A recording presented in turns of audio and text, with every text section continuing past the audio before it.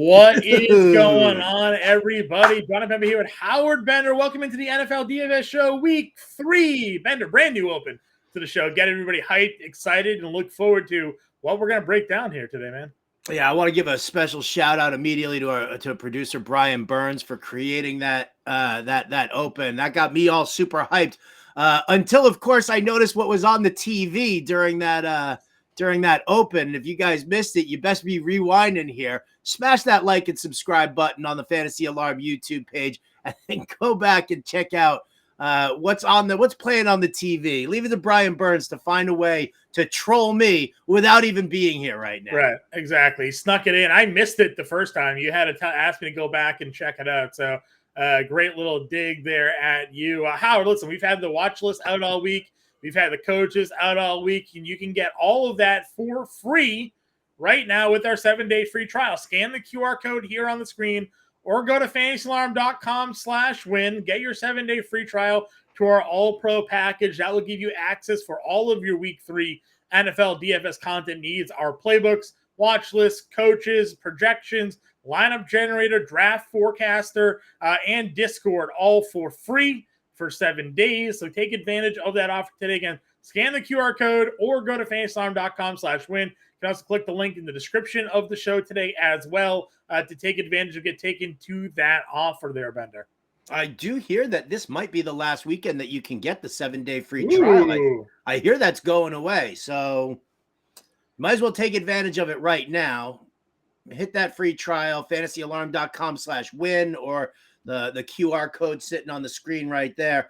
Sign up, take this sucker for a spin, win some money. I love week 3. You know what I love about week 3, John? I love week 3 because we're seeing enough gameplay here that we can start to see what patterns are developing. Now, obviously, there's certain data that is kind of skewed in some ways because of the small sample size. But if you're watching these games, or at least you're putting your trust into 2 guys here who watch every game, right, then we're noticing some very interesting patterns that you might want to help exploit in your DFS lineups. 100%. Let's just get into it. We have a lot to talk about here today. We've got 12 games on the main slate. I got to say the first thing I want to discuss is the weather. Howard, sometimes we overblow the weather's significance, but supposedly there is a tropical storm / hurricane working its way back up the East Coast that could be impacting a couple of games here on the slate. Colts versus Baltimore is one of those games that is potentially in the path of the rainstorm there. Buffalo, Washington as well, a game that could potentially be impacted by the rain. And then New York and New England could see some wind. We also have some possible weather going on in Carolina versus Seattle, and as well as the Denver-Miami game. So be on the lookout. Sunday we'll have the updated weather report for everybody. We'll be able to tell, is it going to be really windy? Is it just going to be a rain? Because you can kind of play through the rain. Wind obviously is a bigger impact throwing the football. So we will have to eventually take into account some of these matters as we move along. But just wanted to highlight initially now, those of you who are watching, to keep that in the back of your mind when you're making lineups, doing the playbook, reading it all over that we could have some weather impacting this slate this week. Yeah, and just pay attention. Like John said, the rain, you can play through it. It's the wind, and when the wind picks up, and I'm not talking about 12 to 15 mile an hour winds. That doesn't affect anything. That's not going to be impactful at all. It's when you start seeing things like 20 to 30 mile an hour gusts. That's when you really start to pay attention. I'm really hoping that wind does not become a factor in this Baltimore game, because right off the bat, we might as well tap into some QBs here. I do love Lamar Jackson in this matchup against the Indianapolis Colts. The problem is that if there is heavy wind, then it is going to affect certain things with Lamar Jackson. Maybe he runs a little bit more, but I liked what we saw with him, almost 240 passing yards, couple of touchdowns, and trying to find a groove there now that he's got Mark Andrews back. But I was looking at Lamar Jackson, but now with the weather there, I'm either going to pivot above and just lock in Mahomes. Yeah. How many times do we have to listen to people tell me that there's no home field advantage at Arrowhead? I don't care. It's Mahomes. I went over this, and maybe you were also talking. I was on the Better Sports Betting Show with Dan Servadidio. Maybe you guys will discuss this on the Friday show that you do as we record here Friday afternoon. Patrick Mahomes in double-digit spreads at home, like they never cover. They just play down to their competition. So he was a little bit worried about that. Just to give a quick update, because we do have some of the analysis out on the weather here. This Baltimore game is expected to have sustained winds of 10 to 15 mile an hour with gusts over 20, with scattered showers potentially early in game, could clear late in game. The New Orleans Green Bay game, another one, sustained winds of 15 miles an hour with gusts over 25 miles an hour. New England, New York, same thing, 10 to 15 miles with gusts over 25 miles an hour. Carolina, Seattle, we mentioned some rain. They said light showers, and same thing with Denver, Miami, light showers potentially in the area. So some games with some gusts 20 to 25 miles an hour. That's what we're talking about here when it comes to wind. Yeah, thanks for the good news, John. Sorry. Well, I'd say this. If you were even thinking about, investing in either passing game or the Jets New England game, well, then you probably shouldn't be playing some. Yeah, I would agree with you. That's going to be take the under in that one, folks. I think it's 36.5. Take the under. I don't think any points are going to be scored in that game this week here. So listen, I would agree with you initially when I was doing a bunch of write-ups this weekend. I think Lamar is still in the quarterback coach here. I'll have to make a little edit there. I want to get a little more clarity on the weather before I completely change what I had going on there in the QB coach. But yeah, listen, the Colts pass defense has been terrible. Got Andrews back, got Zay Flowers back. Has Zay Flowers. I thought this was a smash spot for him. But you're right. Patrick Mahomes is certainly a guy that was going to get a lot of looks this week, but more people are actually going down to Kirk Cousins at $6,900. Minnesota at home against the Chargers. Cousins, like leading passer in the league. But nobody's playing Justin Herbert this week. So if you're in tournaments for GPPs, what are you saying? Well, listen, we're here to give the information to the audience here. If you want to get exposure to that game and be different with it, Justin Herbert, I think, is the way to go this week. Justin Herbert is definitely the way to go this week. I am a big fan of Justin Herbert this week. Listen, one of the things, and I was just saying this about the data and how the data is skewed. If you look at the pass defense data for the Minnesota Vikings, you'd be like, you know what, man? This is like a league average team. This isn't terrible. We know the personnel is garbage. We know that. Mm-hmm. The defense itself is terrible for Minnesota. And listen, I'm sorry that Baker Mayfield didn't light them up in week 1, right. But, and I'm sorry that DeAndre Swift torched them for 150 yards and a touchdown while Jalen Hurts rushed in a couple of more touchdowns. But that defense is not strong. Kellen Moore loves having his quarterback looking downfield. And I think Justin Herbert is a phenomenal play. Keenan Allen, Mike Williams, Gerald Everett showed some real, we Jews call it chutzpah, he was like doing one of those things. I don't know if you watched the Thursday night game, but they were all in on George Kittle and Deebo Samuel, like carrying defenders with him. Gerald Everett was doing that this past week. So between him and Joshua Palmer, Quentin Johnson, there's so many receiving weapons that I don't know. Minnesota's defense isn't going to know how to deal with it at all. So I love your Justin Herbert mention immediately. Yeah, so he's my 1B here in the mid tier. Again, Mahomes for me still feels like a lock and load play, but getting Herbert for $800 cheaper on DraftKings and knowing that he is half and less than half the rostership of a Kirk Cousins makes you want to kind of go there in that game. Love that they're going to be indoor in the dome, so you don't need to weather about weather.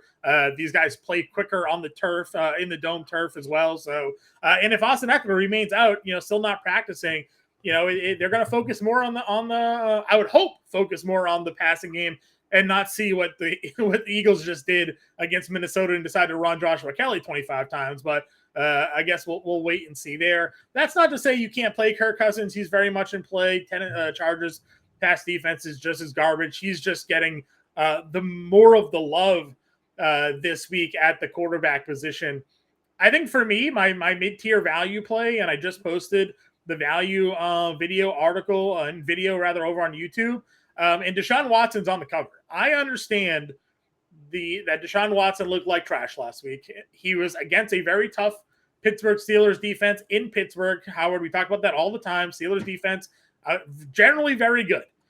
He threw the ball 40 times last week. So, gotta love that. There's no Nick Chubb. And we'll talk about good chalk, bad chalk at the running back position. But, hint, hint, I don't think the running back in this Cleveland Browns game is going to do much against the Tennessee Titans defense here. So, in week 1, Deshaun Watson got you 21.6 fantasy points. So, it's not like he has to be a good fantasy or good real life quarterback to give you the fantasy production. Now you're going up against a Tennessee Titans defense, ranks 23rd in DVOA against the pass, giving up over 300 yards passing to Derek Carr in week 1, gave up over 300 yards passing to Justin Herbert in week 2. I think they're going to have to throw a lot in this game, Cleveland, because they're not going to be able to run the football. So if nobody wants Deshaun Watson this week because either they think he's a garbage human, which shouldn't matter because he's playing and it's DFS, you can't have biases in betting, or they just don't like what they saw last week, I will gladly put him in my DFS lineups this week. Yeah, I was talking about Watson the other day because the fact is that he did look terrible this game, and obviously it was a road game. The crowd is against him, and he let his frustrations come through. I think that's probably the big issue that we have with Watson right now is what is his mental makeup. We know that there is physical talent. We know what he can do. We know what we want to see him do from years ago, and to be able to put that into play right now. Is he mentally does he have it right there to withstand the comments, to withstand moments like, 2 intentional face masks and putting your hands on an official because you're completely frustrated? Was that because he was like, oh crap, we just lost Nick Chubb, now everything's falling on me? Or was it, just not being able to handle the way everybody is, talking to him and treating him and things like that? From a talent standpoint, I think I'll use Watson in a GPP tournament. I don't necessarily know if I can use him in a cash game yet, because I don't, you never want to miss on your QB in a cash game. Yeah. But for GPP tournaments, if nobody's going to be utilizing him, Amari Cooper is questionable. So, I'm more than happy to dive in there for sure. Yeah, I think Amari Cooper's going to be fine. He's going to the same questionable label that he had going into last week. Just maintenance this week. They don't want to overwork him in practice, but he looked really good on Monday. So I'm not too really concerned about Amari Cooper here. I just, again, this just feels like a good spot to get Deshaun Watson in your lineups. I didn't really love a lot of the other quarterbacks this week, though. There wasn't that obvious go-to value play. Obviously, the weather is impacting a little of those decisions as well. I'm not going to play Andy Dalton against Seattle, even though he's $4,000. I'm not, $4,900. Don't find myself going to the red rifle there. I didn't like much of the value. So I don't know, Howard. Is there any other quarterbacks to you that are standing out? I'd give Geno Smith a nod, but that's probably the extent of it. Yeah, and I don't really love Geno Smith in this matchup here. I know J.C. Horn is out, but still, Carolina, they've got decent cover corners. Jeremy Chin floating around as a safety is always a dangerous guy. And what the thing about with Carolina is they've got they've got linebackers who can move well in coverage. Yeah. And that's something that, you have to pay attention to. But we all know that you run on Carolina. You don't pass on Carolina. But we'll get to that in a second. I will say, if I want to create a really super funky lineup, I'm going to throw Desmond Ridder into one. Okay. Detroit lost CJ Gardner-Johnson. That's a huge miss for them. I'm looking at, obviously it's not a great passing game, but it's not a strong secondary for Detroit. Detroit's defense, again, not a great defense. They're going to get carved up on the ground. You're going to get that 1-2 punch of Bijan and Algier, and that's going to wear down that defensive line. Yeah. You can withstand Aiden Hutchinson in that pass rush with a solid offensive line. And if every linebacker keeps biting on play action, which is something that we could see, Drake London and Kyle Pitts, even in the in the mid-range passing game, could actually be something intriguing to look at. And you also do have some rushing upside for Desmond Ridder. So it's not a great play. It's a super dart throw, but one that I might be intrigued on if it means, if I'm going to load up on like some Chargers and some Vikings in a game that's supposed to be a battle, well, then I might need to pay down somewhere, and I could do that with a Desmond Ridder play. Yeah, I would agree with you as well. I don't mind if you want to go opposite of Mahomes. Fields is $7,100. I know a lot of people again are afraid of what's going to look like with Chicago and all that stuff, but that's the perfect time to go to that spot too, right? When nobody wants to touch the Chicago side of this game because they're 10.5-point underdogs and they lost their offensive coordinator, they lost their defensive coordinator. Who knows what's going to happen, but you can still play a solo Fields if you wanted to in this spot. They're going to likely be behind. He's going to have to throw. We know what his mobility can be when he brings that to the table here. For having some pretty awful games, he still gave you 16.5 and 16.7 DraftKings points.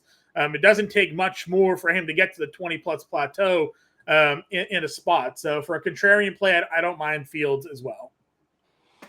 Yeah, I mean, that's I love the upside of Fields. Obviously, the rushing possibilities. There's just so much going on with Chicago right now. Yeah. It is tough to see. Like, Fields could be a great dart throw for a GPP tournament, because what we're going to look at and see here is Fields the type of guy who can just turn around and say, F you to Luke Getsy. I'm going to play my game here. I'm going to do what I want to do. And you can send plays in, but I'm going to change them at the line of scrimmage. Like if he does what Aaron Rodgers used to do to Nathaniel Hackett all the time. Well, didn't Getsy get let go? Didn't they fire Luke Getsy? Did they fire him already? I didn't think they fired him. I thought they fired him on Tuesday. Did they? Am I making that up? Bears offensive coordinator. Maybe not. I didn't think they did, but okay, yeah, I guess. Yeah, no, it's still Luke Getsy. Okay, maybe I misread that then. Okay, they let the defensive coordinator go.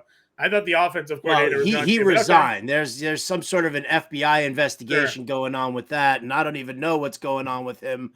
Alan Williams, I believe, is his name. So, that's another distraction there. Which is, why wouldn't you want Mahomes carving up a defense that just lost its coordinator and is in complete disarray? What are they going to win one for the Gipper? I don't think so. Yeah, probably not. So good, perfect. I'm actually happy that the offensive coordinator is still there, because Fields was good for the end of last year. So I'm not really sure what changed, with their offense here. But I think Fields is a pretty interesting play. I actually took the over Fields passing yards over on Underdog Fantasy. Shout out to our friends over at Underdog Fantasy. 189.5 was the Justin Fields passing yard prop. He's gone over that in both weeks, 211 and 216. So I felt like that was a pretty low number in a game where they're going to be playing from behind in. So I liked the over Fields passing yards on that one. Okay. I mean, listen, again, there's risk to it, but I don't mind the risk. Sure. Let's move over to running back here. The cover of our show today is Kenneth Walker. And I did that before Howard and I even both agreed and confirmed that we love Kenneth Walker this week. Just the matchup against Carolina, you can run all over them. You've seen teams do it week in, week out. Tony Jones, for crying out loud, had 2 rushing touchdowns last week against them. And now you have Kenneth Walker, who's been a touchdown machine at home against Carolina here. So, not to skip to the middle, but Kenneth Walker is a core play for me this week, Howard. You did the watch list. Where does Walker rank for you this week? And then where else are you looking to go when it comes to the running back position here? Well, all right. So for me, Walker ranks right up there. Carolina gives up 135 rushing yards per game right now through the first 2. They've also allowed 4 rushing touchdowns. All right. Like I said, their secondary can be a very, very decent secondary. So for me, I do think that we're going to see a very heavy dose of Walker. So I'm kind of excited to utilize him in that aspect. Where else am I going? If we're going to talk top end there, I'm going to, obviously Tony Pollard comes into the conversation because, it's Tony Pollard. Bijan Robinson comes into the conversation because I don't love Detroit. I've got ETN in the watch list. But I also have a touchdown, an anytime touchdown bet at plus 260 on Tank Bigsby. So, Bijan and Pollard, those guys are like, that's like no-brainer stuff there. Where are you at with ETN?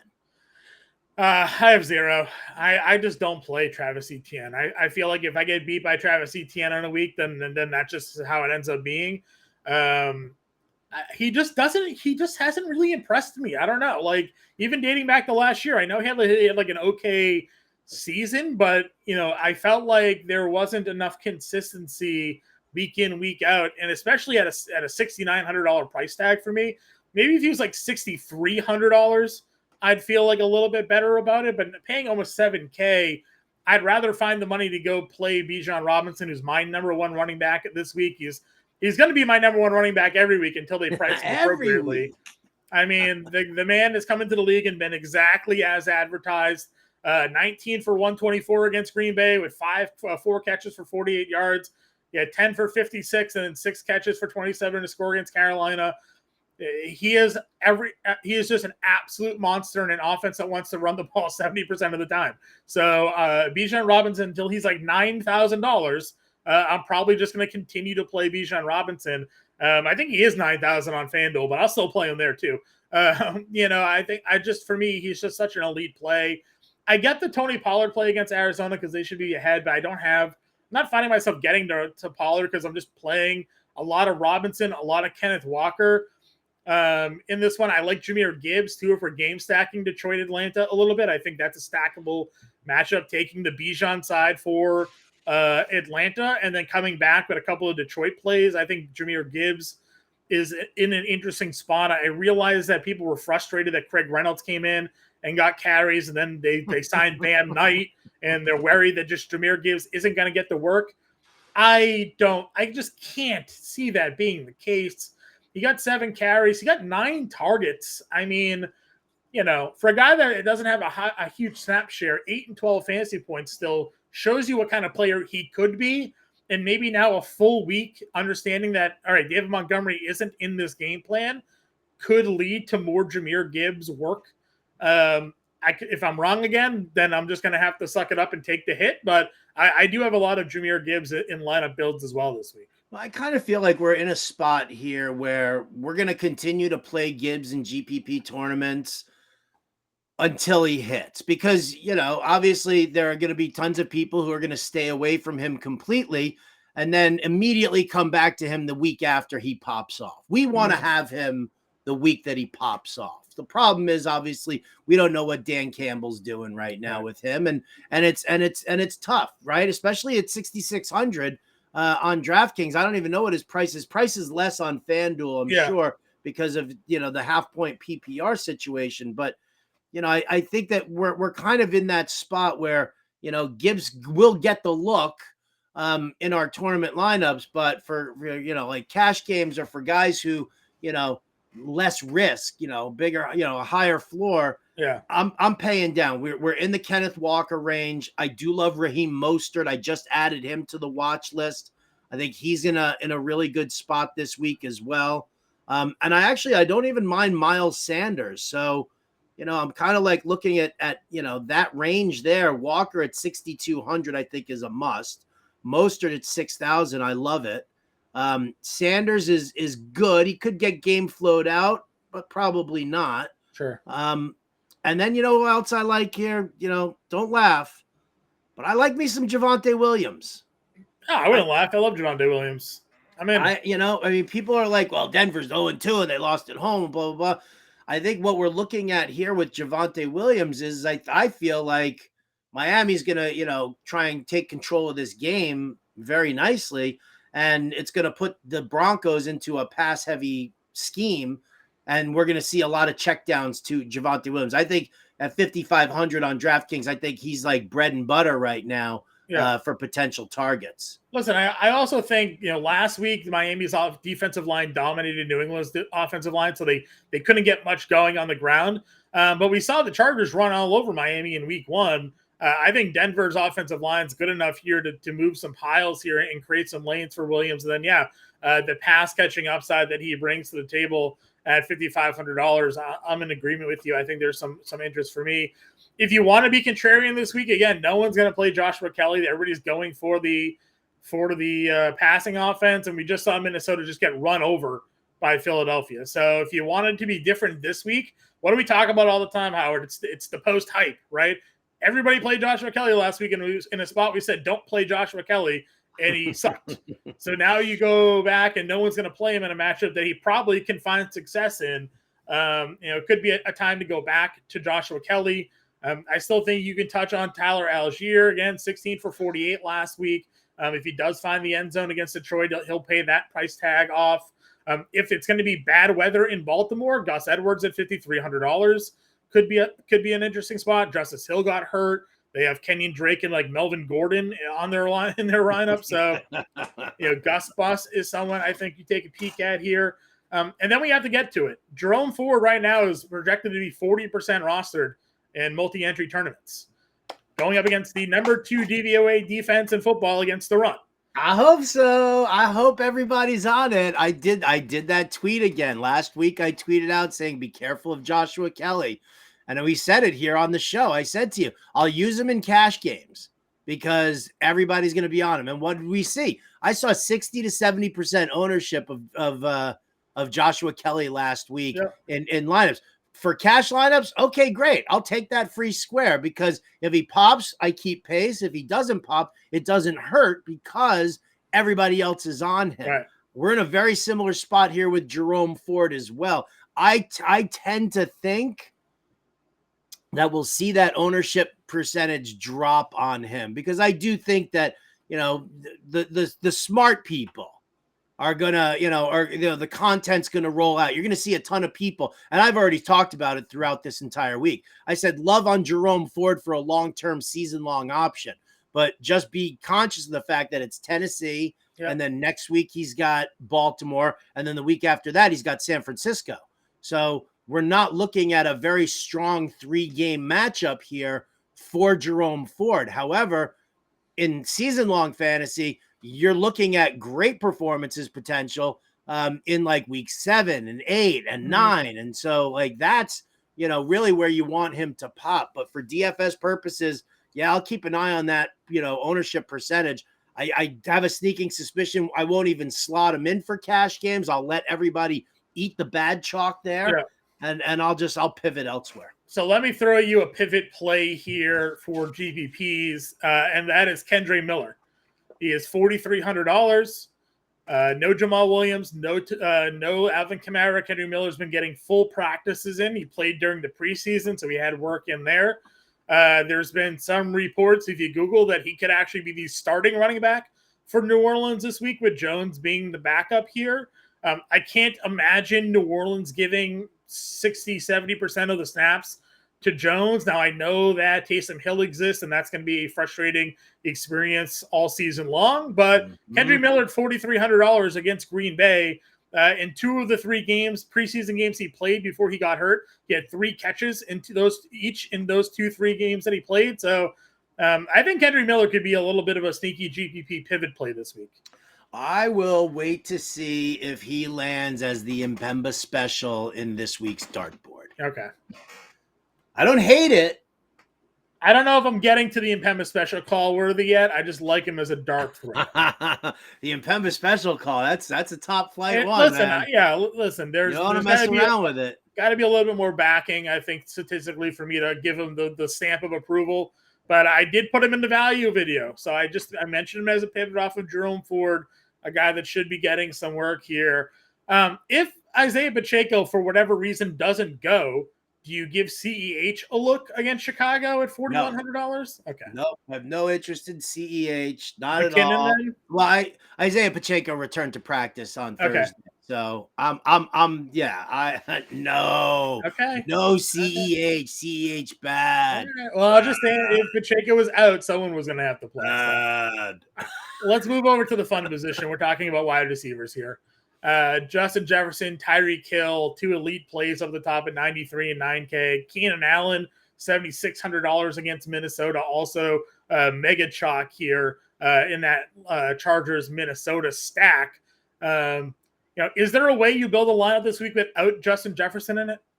No, I don't think so. It just doesn't seem that way, right? And I'm actually going to pivot from Keenan Allen because he had such a great game last week that everybody's going to use him in this smash matchup that I'm going to have Jefferson and Mike Williams in my lineups. Top flight pick, Jefferson. Yes.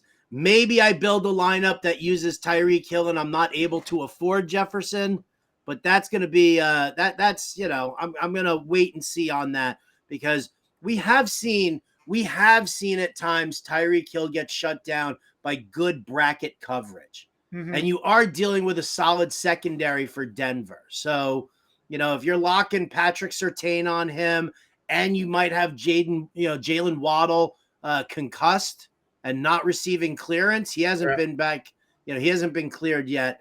If that's the case, then I might just kind of fade Tyreek Hill. I'll use him as my underdog play for the 100K Sunday and say over, you know, or more than, more on his 91.5 receiving yards. But for DFS lineups, I just don't understand how you don't lock in a $9,300 Justin Jefferson in this matchup.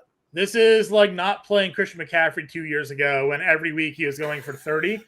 And you're just, he's like 10K. I can't play him. It's like, no, you do play him. And then you figure out the rest because he's going to go for 30 fantasy points.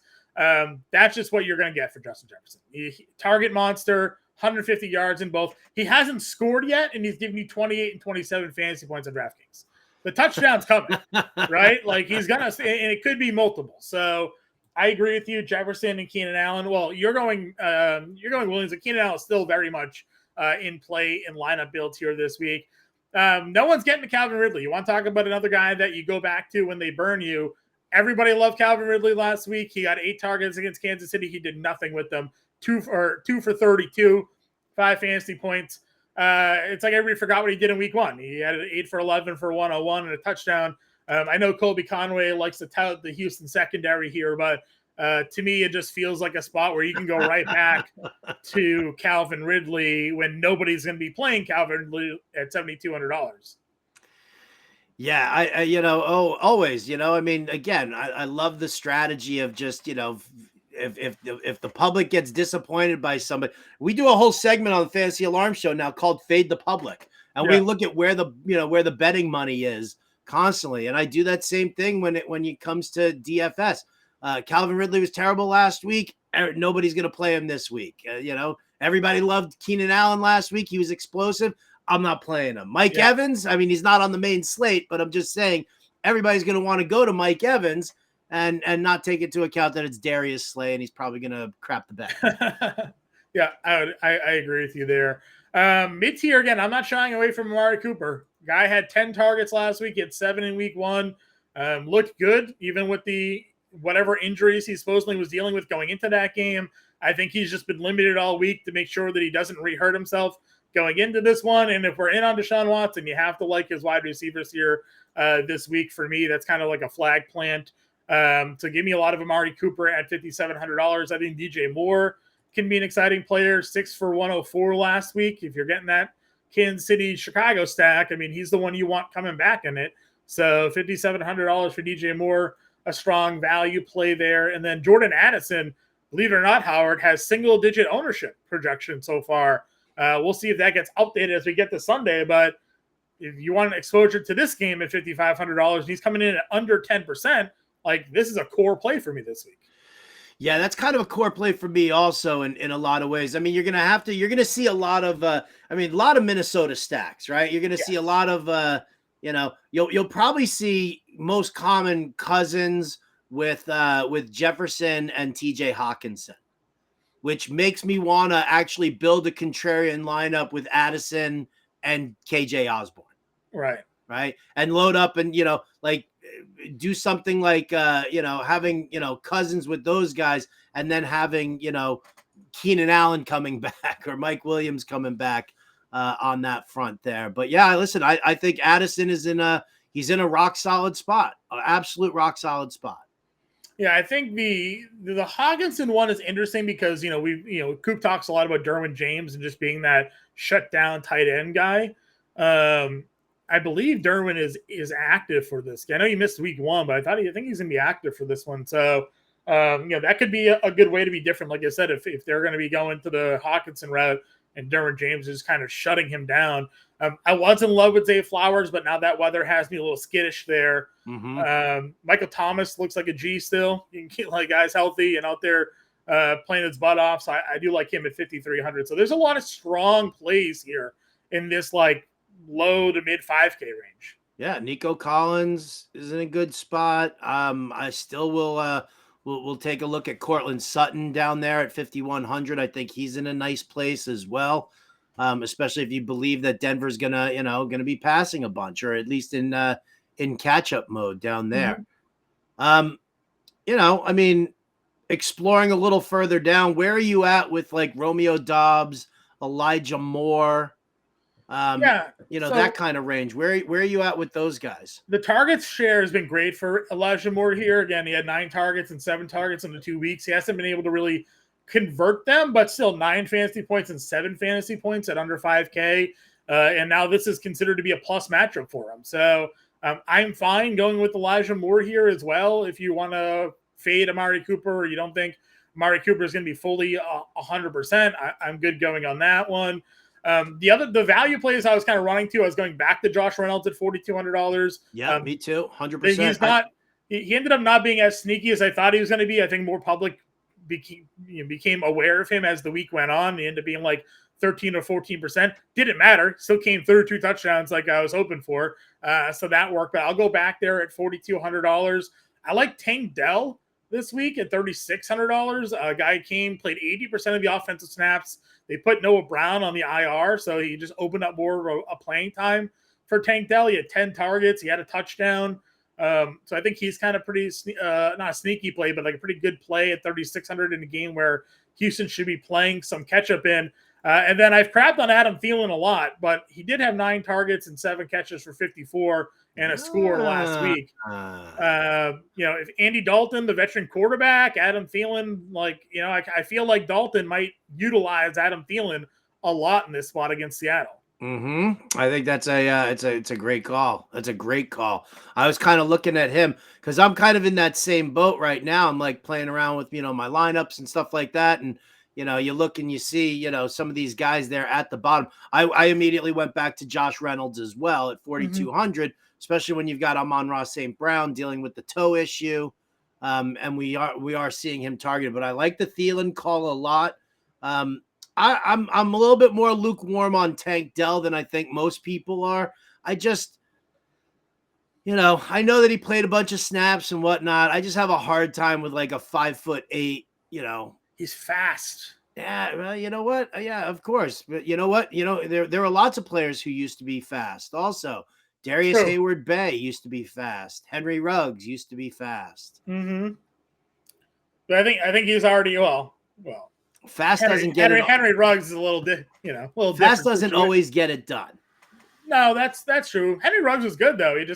He also drove his car too fast. So that was the other problem there. True. Yeah, listen, I would agree with you. We talk a lot about some of those like small fast guys a lot. But I mean, we're seeing Tutu Atwell now start to make some plays for the Rams. So maybe there's a new breed of small fast guy in the league that's coming through and making some plays.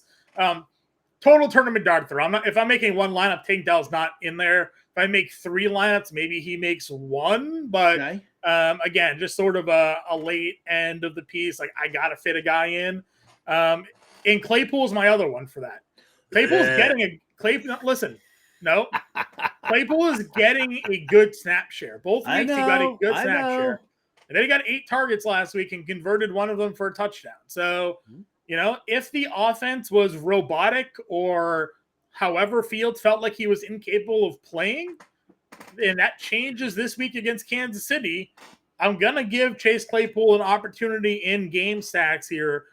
And he's $3,400, right? This is a guy that was a legitimate play when he was with Pittsburgh. 3 catches, 8 targets last week and a touchdown. I'm going to give him an opportunity to be in some builds for me this week. Okay. All right. Listen, man, I'm not gonna yuck on your yum. I'm gonna let you you have your guy there. I'll go even further here. Let's talk like super disgustingly low, right? Sure. What happens when Dallas jumps out to a big lead and do they just run the ball? Does Jalen Tolbert at 3,100, who saw, a very similar, snap count as Michael Gallup did with Brandon Cooks out, and also got more targets than Michael Gallup. So if Cooks comes back, all of a sudden Tolbert probably looks more like the number 3 in that offense than Michael Gallup. But listen, that's as dirty as looking at Deontay Hardy also for Buffalo, because I don't know where else they go. You've got good cover corners in Washington, and so they do have an exposure to to slot receivers, and maybe that helps out Deontay Hardy. That Allen likes to find his slot receiver a bunch, and he doesn't have Isaiah McKenzie, he doesn't have Cole Beasley, he doesn't have like the usual suspects there. I don't know, man. Super dart throwy. Yeah, I thought you were going to go Nelson Aguilar on me, actually. I thought that's where you were going. With. No OBJ, 5 catches, 6 targets, 63 yards. In the rain? In the tropical cyclone, John? Weather pending. But I thought that's where you were going with. You were saying like super dirty, gross. That Nelson Aguilar was your option there. So again, those are just some wide receiver guys to take a look at. Built some lineups around. We'll have the full playbook out on Saturday for everybody. Moving over to the tight end position, I really only plugged in one other guy if I wasn't playing the Kelsey matchup this week, and that was Evan Ingram for me. Zay Jones doesn't look like he's going to suit up this week. And Ingram's a guy that plays like 90% of the offensive snaps as it is. So if there's slot wide receivers out, Ingram kind of already fills that big slot sort of need. You look at the targets here, 13 targets, 11 catches, almost double-digit fantasy points. 4,800 is obviously a little bit expensive, but like he's the next pay gap down, right? 72, 65, 6K. Nobody's in the 5K range. Then you get the 4Ks, and it's Ingram. So I have a lot of Evan Ingram shares this week. Yeah, I like the Evan Ingram shares this week. I think that's a solid play here.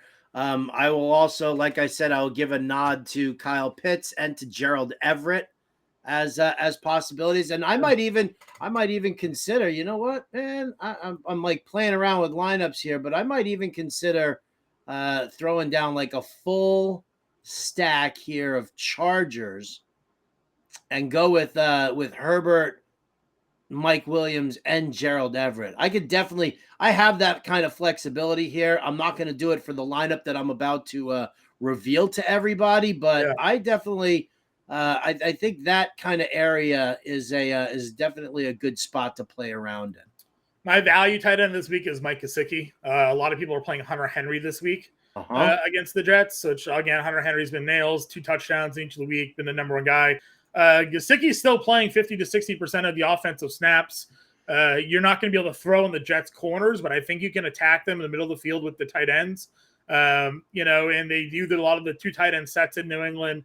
We saw against Miami 5 catches for 33 yards. He's only $2,900. So if he gets you a 6.6 or 8.3 fantasy points, you're probably pretty happy with it.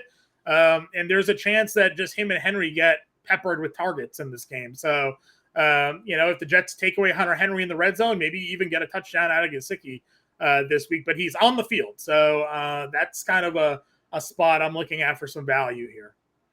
You ready? You ready for the tight end whisper?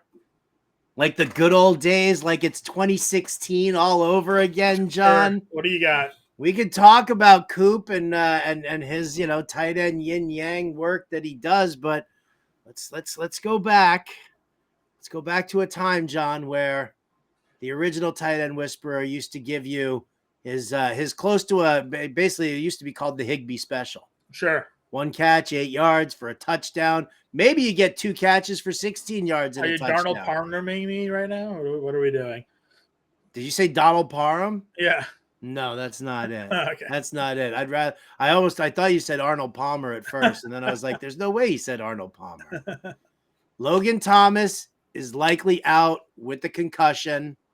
It is time to get yourself a $2,700 Cole Turner. Okay. 6'6", 240-pound, big wide-bodied tight end. Eric Bieniemy loves throwing to the tight end inside the red zone. Kudos to Logan Thomas for Rod Tidwelling that touchdown catch. Right? Yeah, he got lit up, but he held on to it though. Held on to it. I was halfway waiting for him to go and do the entire Jerry Maguire sequence there at the end.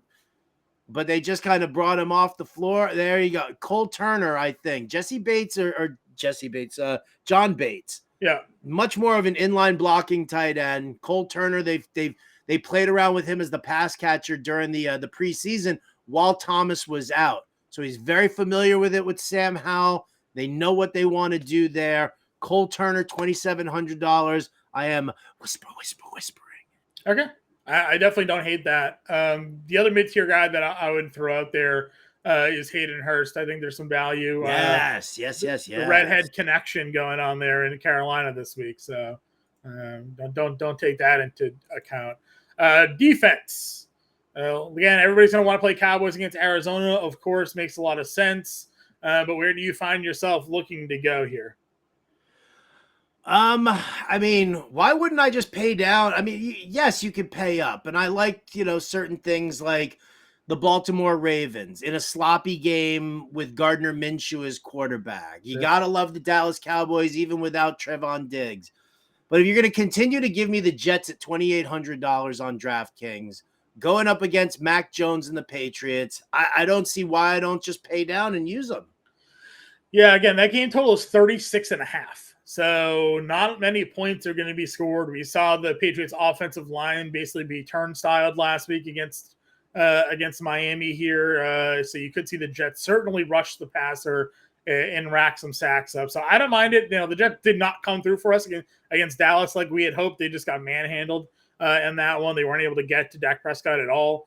So I worry like a little bit about that there. But on a whole, I do think the Jets defense is much better than what we've seen come out of that. I also think maybe Buffalo could be something if that weather is pretty bad up there as well against Howell. They're $2,900. I think that's interesting. I also think this is a big test for Green Bay. Jordan Love has looked good through 2 weeks, but he's faced no defenses. The Saints are going to be the best defense he's faced so far this year. They're a team that get after the quarterback. They can turn the ball over. I know they're on the road. That's one of the reasons I'm like they're not like my number one lock play this week, but I do like New Orleans a lot. Yeah, listen, I don't mind the Saints. I was kind of just going through everything and I like the Saints secondary, though they did lose their safety just now for like 6 games due to performance enhancing drugs, I think is what it was. So that's definitely something. You know who else I don't mind? And it's a home defense here. I don't mind taking a shot on Washington. I actually have the Commanders plus 6.5. There is potential weather issues going on there. And, Josh Allen in a sloppy game could definitely turn the ball over. We saw him turn the ball over to the Jets a couple of times. I definitely don't hate that as another pay down option. That's $2,400 even. You can go super cheap. 7 sacks against Denver. They had an interception. Double-digit fantasy points in both weeks so far this season for the Commanders. Chase Young's back. That's a big man. That guy makes an impact. I'll agree with you, and I'll probably throw out the last defense here for me is Cleveland. They're at home. Again, I think that defense is pretty good. I know they faced Cincinnati and Pittsburgh. They look good against Cincinnati. Pittsburgh, they got hurt because their offense allowed points to the opposing defense. I hate that fantasy scoring works that way. Deshaun Watson gets such a pain in the ass, isn't it? Deshaun Watson gets strip sacked for a touchdown, and it hurts the Browns' defensive special teams. Doesn't make any sense, but I like Cleveland's defense here at home against Tennessee. DeAndre Hopkins is questionable. Derrick Henry is questionable, though I think he'll play. I don't think much of Ryan Tannehill. So I think the Browns defense at home is potentially in a pretty safe spot here. Yeah, that's not bad. Not bad if you're just hitting that mid-tier range. I don't mind that at all. Yeah. Solid 8 to 9 points probably is what you'll get out of them. So sure. That's probably racking it for me when it comes to defense. Yeah. All right, Howard, you got the lineup build. What are we looking at this week? Yeah, I'm excited. I love this lineup. Are you ready? Yeah. All right, go plug Justin Herbert in there. I'm in. Okay, put in Kenneth Walker. Yep. Javonte Williams. Okay. Justin Jefferson. Mike Williams. Yep. Amari Cooper. Okay. Cole Turner. Defense. The Jets. The Jets. That gives us a 4,300 flex. Is that Josh Reynolds? Oh, yeah. That is Josh Reynolds there in my flex. Alrighty. Love it. That's you know what, man? I mean, that's a lineup that I will happily use in both cash and GPP tournaments. I have zero arguments with what you have there. You have the Chargers, Minnesota stack. You have Amari Cooper, who I love. You have Josh Reynolds, who I love. Jets defense looks solid. Obviously, the Cole Turner's your boom bust play, but you know that going into it. I mean, what does Cole Turner have to do in order to pay off 2,700? Just not get a zero? Not get a zero. Pretty One much. catch, 5 yards, maybe. If you went around, I'll say this: if you went around to Thielen here at 39 from Josh Reynolds, what does it allow me to do? I mean, I think Gesicki is a little bit of a safer play than Cole. All right, wait. What if you do this? Pay down from the Jets, go to Washington, save another $400. And what does that do? Does that do anything else? $3,500 tight end. I guess you could say Ertz. Yeah, no, all right, go. You could still stay with Gesicki there. Yeah, I like Gesicki. I think he's a little bit of a safer play, but if you want to then use that 600 off of, we're just building our way up here at your flex play, $4,500 flex. Be a wide receiver. Wide receiver at 45. What do we got? Still Reynolds. Yeah, it's still Josh Reynolds. Not a big deal. Not a big deal. I don't hate that at all, baby. I don't hate that at all. So again, I like the Cole Turner. I just think there's a potential zero floor on that one. I think Gesicki is going to score some points this week. So. Yeah, definitely, man. Against the Jets defense, sure. Yeah, that's how I feel. Anyways, so this is a couple examples of way you can build these lineups. Again, we'll have the full playbook out on Saturday. We'll have the example lineups on Sunday. We'll have the dartboard on Saturday. So be on the lookout for all of that awesome goodness that we're going to have for NFL DFS Week 3. It was 2 seasons ago, NFL Week 3, Millionaire Mike, single bullet in the FanDuel Million over at Fantasy Alarm. Hit the millie, bought a boat. So you got to check out our Week 3 content here. No pressure, Howard. You just had a lot of Week 3 success for the family. No pressure at all. Listen, and I said this before also, and I'll say it again. The process does not change. The difference between Week 3 is that now we've got data that we can explore. We can investigate the numbers that make sense, and we can investigate the numbers that don't quite make sense. So if you know how a team plays, if you know that the personnel, if you know that this particular wide receiver smashes against zone coverage, right? I went over that last week with Deebo Samuel, and you asked me.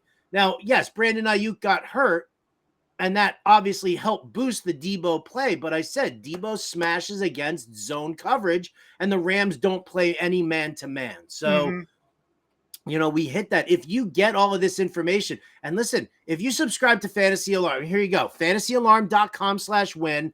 There's the QR code. Hit that, because what that'll do is your 7-day free trial will activate, all right, the access to the draft guide, which means you can go read through all the write-ups that I did on every team's offensive scheme and defensive scheme. And you're going to be able to understand. You're going to be able to find stuff like the Miami Dolphins ranked 26th in DVOA against running back pass plays. So if you're talking about Javonte Williams, who is in a Joe Lombardi scheme that favors targets to that running back position, especially if they are losing the game, then that's something that, you're going to be able to get to. So you can access all the information that we gave you in the draft guide and utilize that here for your DFS research. 2 weeks worth of data might not be a huge sample size, but the knowledge of the teams, the schemes, and the players, coupled with what you are seeing in the data, is going to help you put together a monster freaking lineup. I mean, listen, I love this. This lineup's going to be this lineup's going to be ridiculous. I'm almost sorry I gave it to you all. Yeah, it is. I would agree with you. It's a pretty nice looking lineup there for everybody there at home. That's the show for this week. NFL DFS Week 3 show in the books. Stay with us here all week long. Follow us on Twitter. Get in the Discord, and we will catch you all later. Good luck, everybody. Let's go make some money.